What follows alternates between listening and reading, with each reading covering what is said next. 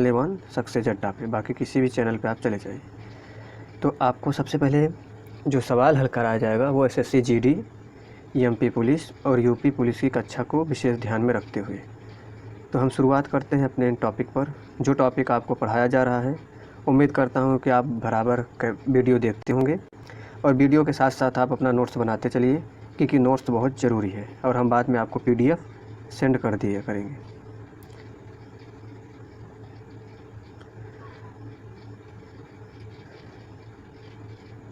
सबसे पहला जो इसमें क्या आपको करना क्या है, परसेंटेज के सवाल को आपको सॉल्व करने से पहले ये देखना है कि परसेंटेज के सवाल में क्या अहम भूमिका होती है।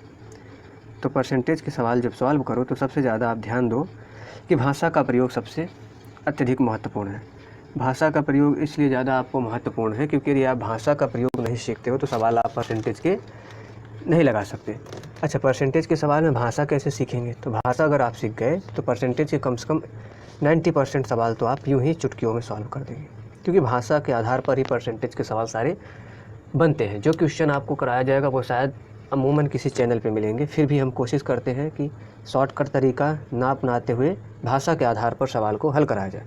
यदि भाषा के आधार पर जो सवाल सॉल्व होते हैं वो कभी ज़्यादा तकलीफ़ आपको नहीं देंगे। क्वेश्चन नंबर 1 की तरफ हम बढ़ते हैं। सबसे पहले समझिए, यदि अवमूल्यन होता है, अवमूल्यन क्या होता है? अवमूल्यन मतलब होता है घाटा, घाटा मतलब होता है नुकसान, और नुकसान होता है सदैव ऑलरेडी आपका 100 रुपये पे।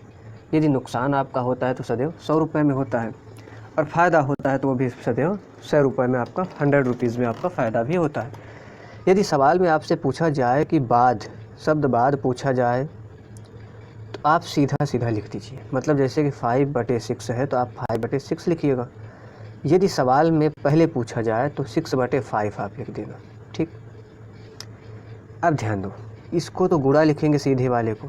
आप अगर चाहते हो कि हमें संख्या ना पलटनी पड़े, मतलब 5/6 ही रहे, तो आप संख्या मत पढ़ो करो, इसको इक्वल टू में कर दो, इसको इक्वल टू में कर दो, तो ये भी बात सही हो जाता है। तो चलिए सवाल सॉल्व करेंगे तो आपको ज़्यादा समझ में आएगा। सवाल नंबर फर्स्ट आपके सामने है, क्वेश्चन नंबर फर्स्ट है जो, तो वो सवाल ये है कि एक मशीन की कीमत हर वर्ष उस वर्ष की आरंभिक कीमत से 10% की दर से घटती है। मान लीजिए हमने एक मशीन खरीदा, उसका जो आरंभिक कीमत है उस कीमत से 10% घटने लगती है। घटने मतलब होता है कि घटना मतलब होता है कि 10% घटी, फिर 10% घटी और फिर 10% जाके घटी। तो 3 साल पहले उसकी कीमत कितनी होगी? पहले का मतलब क्या होता है कि जब आपसे सवाल में पहले पूछे तो हमने बताया सबसे पहले आप पहले के लिए बराबर लगा के बैठ जाओ। क्या करो? बराबर लगा के 729 ऐसे लिख लो, बस कुछ मत करो। 10% घट रहा है तो ये होता है 90/10, ये सॉरी, जब 10% आपकी कमी हो रही है तो 90/100 कितना होगा? 90/100।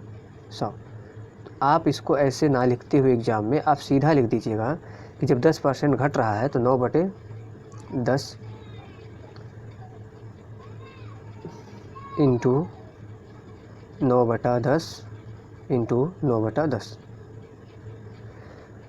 तो अब एक बात बताओ, 9 9 81, 81 9 729, ये कट गया आपका एक बार में, और ये कितने जीरो हैं? 3 जीरो, तो आप धीरे से 3 जीरो लगा दो, तो ये आपका 1000 उत्तर सही हुआ।